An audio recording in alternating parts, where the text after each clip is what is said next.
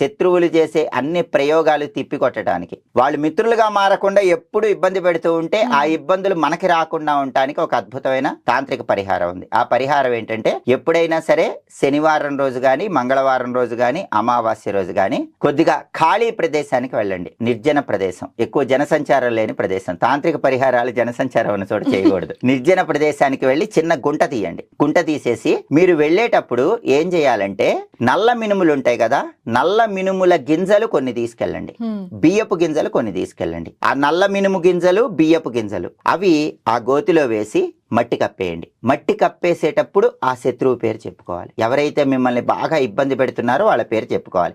మట్టి కప్పేసిన తర్వాత దాని మీద ఒక నిమ్మకాయ వేసి ఇంటికి వచ్చేయాలి. అప్పుడు ఆ శత్రువు ఏం చేసినా అవి మన మీద ఆ ప్రభావం చూపించదు.